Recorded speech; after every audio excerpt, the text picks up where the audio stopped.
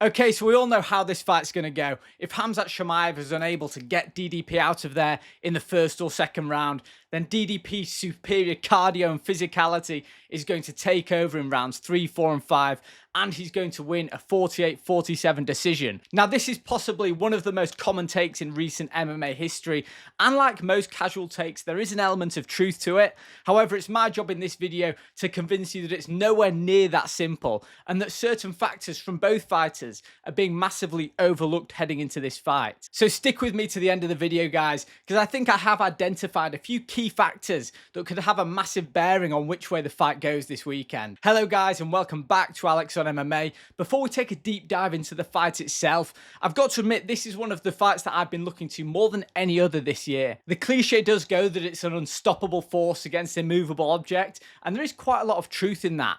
Both of these guys' come-ups through the UFC couldn't be more different.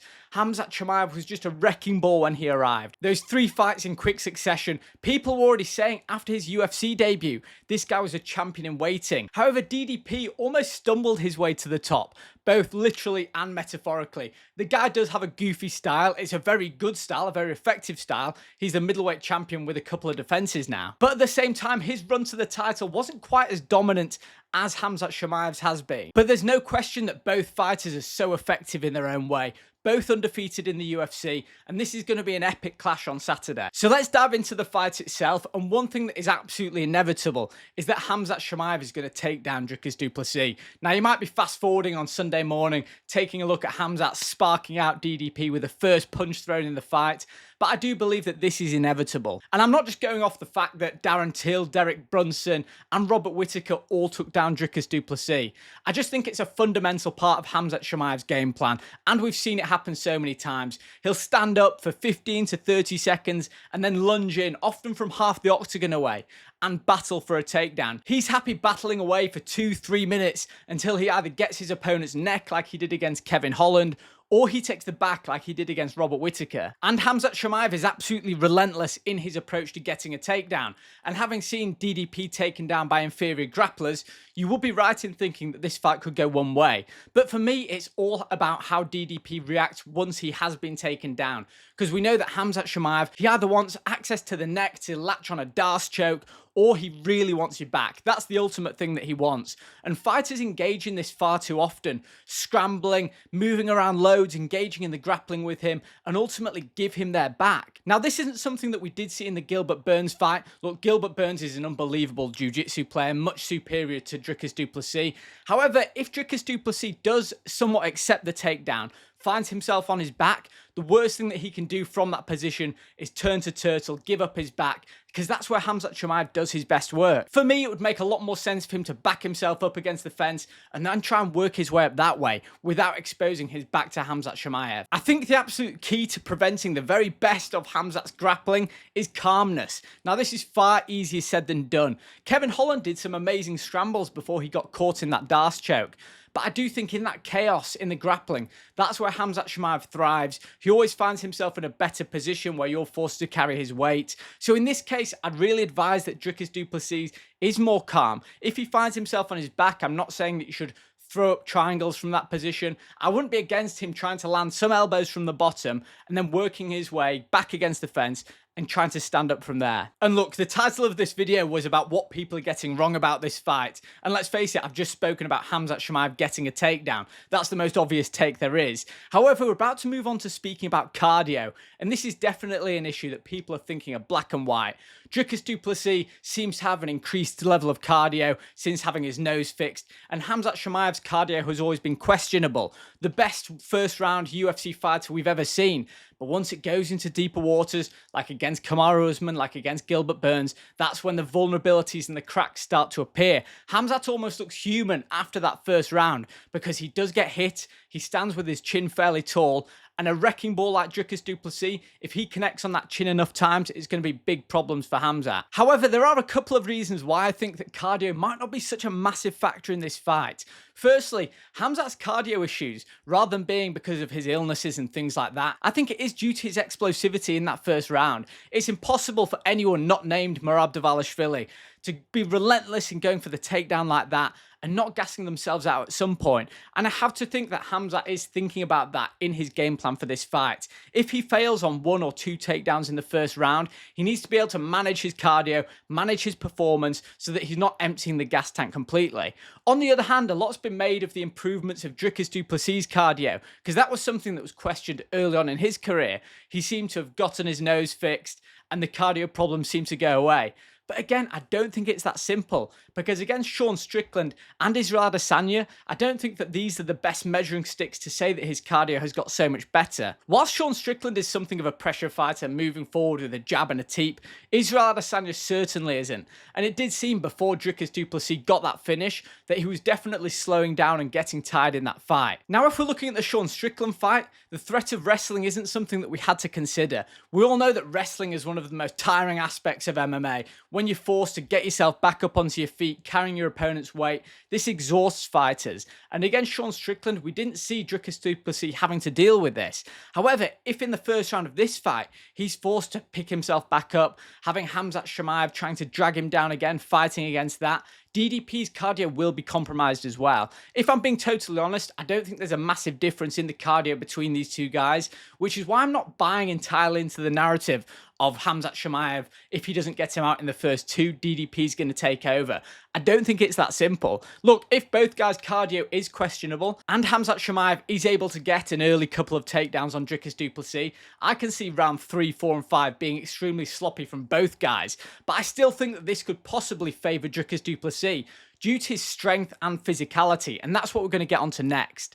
One of the issues with Khamzat Chimaev is that a lot of his wins, his most notable wins, are either against smaller middleweights or former welterweights. And Khamzat Chimaev himself was formerly a welterweight. You see the frame of the guy now and you think he's absolutely huge. But Dricus du Plessis is a tank. This guy could make light heavyweight. I'd actually fancy his chances up at light heavyweight. I think he's got the skill set to do extremely well in that division. However, it's the way in which DDP uses his size and physicality that could give him an edge in this fight.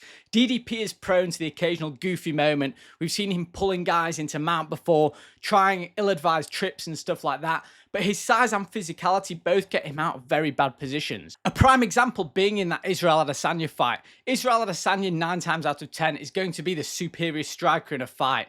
However, Dricus du Plessis just wore him down, kept marching him forward, and when it came to that finish, he tagged him with a nice right hand and then dragged him down to the mat to get the finish. To me, that was pure brute strength. Israel Adesanya was having a lot of success on the feet, and Dricus du Plessis used his size, his presence, to take Israel Adesanya down and win the fight on his terms. Now, there are many stories coming out of Sweden of Khamzat Chimaev beating up Alexander Gustafsson, the former UFC light heavyweight, in the gym, but we're yet to see that translate into the UFC stage. The fact of the matter is Khamzat Chimaev's opponents have been smaller. Can you picture Khamzat picking up DDP, marching him across the octagon like he did with Li Jingliang? I personally can't see it. So whilst a lot of people are saying that DDP is going to be ragdolled by Khamzat Chimaev because he got taken down by Till, by Brunson, by Whittaker, I just don't think it's going to be that simple. You know that, as Demetrius Johnson says, when you enter the void against DDP, you have to take some damage. Dricus du Plessis is really good at blitzing forward, and although it doesn't look the cleanest, he often connects with either the second, third, or fourth punch in a combination. And we do know that Khamzat Chimaev is there to be hit. He does hold his chin fairly high, and if he doesn't have his lateral movement on point and Dricus du Plessis initiates a blitz and catches him on the chin, it could be a really interesting fight. There was a Twitter video doing the rounds the other day where Khamzat Chimaev looked absolutely massive compared to DDP. But guys, if you've seen fight sports for long enough, you know that yes, Khamzat Chimaev might be a taller guy, but DDP is just dense. He's a thicker guy. He will be heavier on the night. And I just cannot see Khamzat Chimaev ragdolling him like he has done to these former welterweights. And before I move on to my prediction, we do have to take a look at one of the unexplored areas of this fight, because a lot of people are just saying it's black and white, DDP's superior cardio versus the explosivity rounds 1 and 2 of Khamzat Chimaev. What happens if this fight gets into the championship rounds and both guys are in a similar condition, either both still fairly fresh or both absolutely exhausted, and it turns into a bit of a stand-up brawl? Who fares best then? Now, the absolute truth of the matter is that neither guy has elite stand-up, and DDP admits so much himself. He says that he's not particularly great in any area, but overall he's one of the best fighters in the world, and I do agree with this. So if both fighters are going back and forth, exchanging, I'm still going to give the edge to Khamzat Chimaev, and the reason being is that I think that he can do enough to nick the close rounds, particularly in the championship rounds. If both guys are landing on each other, I do think that an opening will come for Khamzat Chimaev to take DDP down with a minute to go in the round and hold him there. If he's too tired at that point to try throwing around DDP, trying to make him make a mistake and expose his back, then I think Khamzat Chimaev is fairly comfortable holding him there, raining down some ground and pound from a compromised position. On the other hand, I just don't think that option's possible for DDP. So whilst it might be fairly even on the feet, I think that Khamzat Chimaev, even in those championship rounds, will have the edge. And that takes me perfectly to my prediction, which is going against the grain. I'm not trying to be controversial here, but I think Khamzat Chimaev is going to win a decision. I think it's going to be an extremely competitive fight. I rate DDP extremely highly. I agree exactly with what he says. He's not elite in any one particular area, but the way in which he puts everything together, he's a massive problem for anyone. That's exactly why he's the current middleweight champion, and no one in the UFC has been able to figure him out. But I do think that this is Khamzat Chimaev's moment. I think his entire UFC career has been leading to this moment. In a time where we're waiting for another breakout superstar, someone to do something momentous, I think he's going to have a lot of success very early on. I'm talking about the first round. And then I think the next 2, 3, 4 are going to be extremely competitive, with Khamzat Chimaev closing strongly. I think he'll get a takedown in every single round, but as expected, there will be diminishing returns the further on we go. Now, I'm not sure if anyone else is picking Khamzat Chimaev by decision. Guys, I'd be really intrigued to hear what you think is going to happen in this fight. But like I said, there's a few reasons why I think that people are getting this fight wrong, the way in which they're analysing it. And so for that reason, that's my prediction. Guys, I hope you've enjoyed this video. Please comment below how you think this one's going to go. If you have enjoyed the video, I make weekly UFC videos. Please subscribe to the channel, and I'll see you guys after the fight on Sunday morning.